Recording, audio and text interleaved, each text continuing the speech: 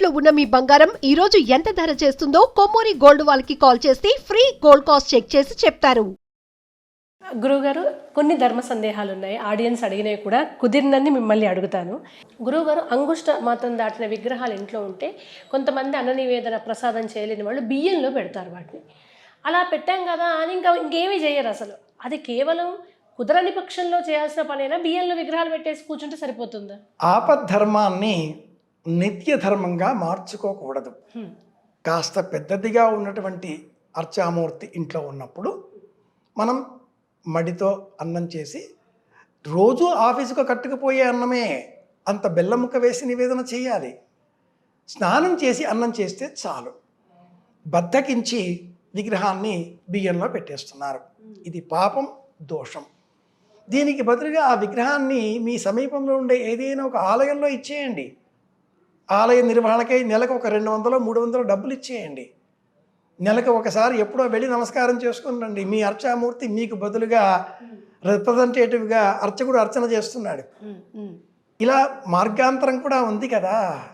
ఇంట్లో ఉండి బాధపడడం ఎందుకు? పరమాత్ముడు అన్న ఆలోచన మన బుర్రలో చేరినందుకు బాధ పెట్టుకోవడం ఎందుకు? గురువుగారు, నాకు ఎప్పటి నుంచో ఒక అనుమానం. ఎంత శ్రీచక్రానికి అంత ఫలితం ఉంటుందా? అంటే ఇంత శ్రీచక్రానికి ఇంత ఫలితం, అంతెత్తు శ్రీచక్రం పెట్టుకుంటే అంత ఫలితం అలా ఉంటుందా? ఎందుకు అడుగుతున్నా అంటే, ఈ మధ్య 10 అడుగుల శ్రీచక్రం, ఇంత వెడల్పాటి శ్రీచక్రం, దానికి పూజ, అధిక ఫలం అనే మార్కెటింగ్ నేను చూస్తున్నా. ఇంత శ్రీచక్రానికి ఉన్న ఫలితం కన్నా అంత శ్రీచక్రానికి ఎక్కువ ఉంటుందా? బిందు త్రికోణ వసుకోర దశారజగ్మం శ్రీచక్ర నిర్మాణానికి సంబంధించిన మూల సూత్రం శ్లోకం నేను గుర్తు చేస్తున్నాను. సౌందర్య లహరిలో కూడా మనకు 14వ శ్లోకం ఈ శ్రీచక్ర నిర్మాణం ఎలా ఉంటుందో తెలియజేస్తుంది. చిన్నది ప్రమాణం చిన్నది చిన్నది చిన్నది అవుతున్న కొద్దీ ముత్యాల ధర పెరుగుతుంది. ఎంత చిన్న ముత్యం అవుతే అంత ధర, ఎంత పెద్ద ముత్యం అవుతే అంత తక్కువ ధర. మైక్రో లెవెల్కి వెళుతున్న కొద్దీ మైక్రాన్స్, ప్రోటాన్స్, ఇంకా ఇంకా ఇంకా మైక్రో లెవెల్స్ వెళుతున్న కొలది విస్ఫోటన శక్తి ఎక్కువ. ఆటం బాంబ్ అంటే ఏంటి? అది ఇంత పెద్దదా? కాదు కదా.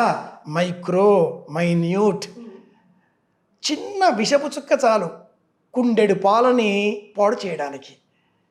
ఒక్క మాట చాలు, ఒక్క మాట చాలు చేసిన శ్రమ అంతా కూడా నిష్ప్రయోజనంగా మార్చడానికి. కనుక శ్రీచక్రం ఎంత చిన్నది అయితే అంత ఎక్కువ ప్రయోజనం.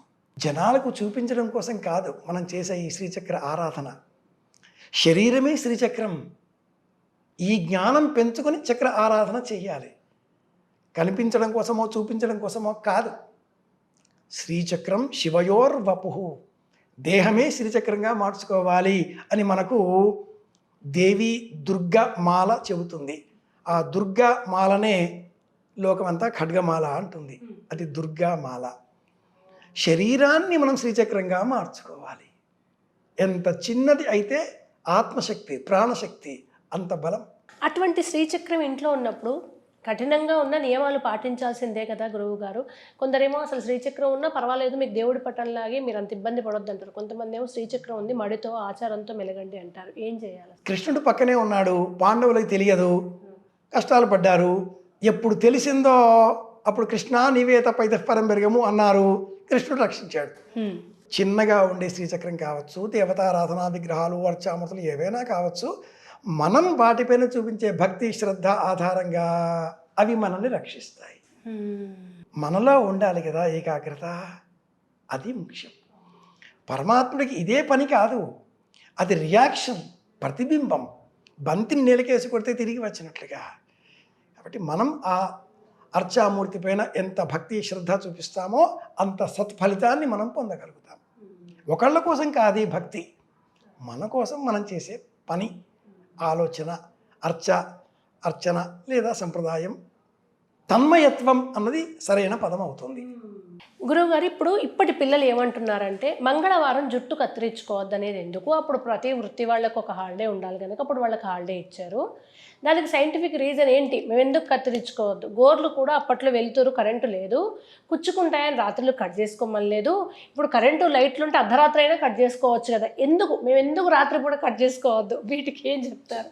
సైన్స్ నిరూపించిన సత్యం, మంచు పర్వతాల మధ్య, మంచు పర్వతాల దగ్గర గోళ్ళు జుత్తు తొందరగా పెరుగుతాయి.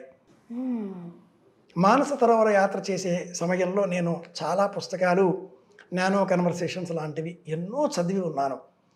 మంచు పర్వతాల వద్ద గోళ్ళు జుత్తు త్వరగా పెరుగుతాయి, సైన్స్ నిరూపించింది. మన చేతి వేళ్లలో కూడా అన్ని వేళ్లలో సమానంగా గోళ్ళు పెరగవు, మధ్య వేలికి త్వరగా పెరుగుతుంది, కాలి వేళ్లలో కూడా చిటికిన వేలికి తక్కువ. ప్రమాణం ఒకటి కాదు. చనిపోయినటువంటి మృత అణువులు చనిపోయిన తర్వాత కూడా పెరుగుతున్నాయి కాబట్టి వీటిని తొలగించడంలో ఒక సమయం, సూర్యోదయ సమయం. మంగళవారం నాడు ఎందుకు వద్దన్నారు? మంగళవారం కుజహోరతో ఆరంభమవుతుంది. ఈయన శశి కుజరాహుర్జీవమందాగ్నికేతు. ఈ కుజుడు తామసానికి, యుద్ధానికి, పరాక్రమానికి, రక్తానికి ప్రతీక. మన దేహంలో మాట గురువు, బుద్ధి బుధుడు, తండ్రి పుణ్యం దేవతారాధన, కోపం ఉద్యోగం సూర్యుడు, తల్లి ప్రేమ చంద్రుడు. ఇవి ఎలాగో ఇల్లాలు అలంకరణ శుక్రుడు ఎలాగో, కుజుడికి సంబంధించి శరీరంలో ప్రవహించే రక్త వేగం నియంత్రణ, హైపర్ టెన్షన్ ఆయన కంట్రోల్లో ఉంటుంది. అలాంటప్పుడు మంగళవారం కుజహోరతో ఉన్న సమయంలో కటింగ్ చేసుకుంటే చెవి తెగవచ్చు, కత్తి తెగవచ్చు. ఆ రోజుల్లో కత్తి నూరేవాళ్ళు బెల్ట్ మీద, ఇప్పటిలాగా రేజర్స్ అది వ్యవహారాలు కాదు. అలాగే మాతుశ్చతుర్థి భగిని, చతుర్దశి ఎప్పుడు పడితే అప్పుడు కటింగ్ చేసుకోకూడదు. చవితి నాడు చేసుకుంటే తల్లికి పాపం కష్టం, చతుర్దశి సోదరికి కష్టం, భ్రాతుశ్చ షష్ఠి అన్నదమ్ములకైతే షష్ఠి నాడు చేసుకుంటే అన్నదమ్ముల కష్టం. ఇలా తిథులు నక్షత్రాలు వారాలు అనేకం చెప్పి మనకు పక్షం 15 రోజులకు ఒకసారి అని చెప్పారు. ప్రతిదీ శాస్త్రం, ప్రతిదీ మైక్రో లెవెల్, ప్రతిదీ నియమం. తెలియని వాళ్ళు వాదించినప్పుడు తెలిసిన వాళ్ళు ఇది సైన్స్ అని చెప్పాలి. ధన్యవాదాలు గురుగారు. శ్రీరామ జయం.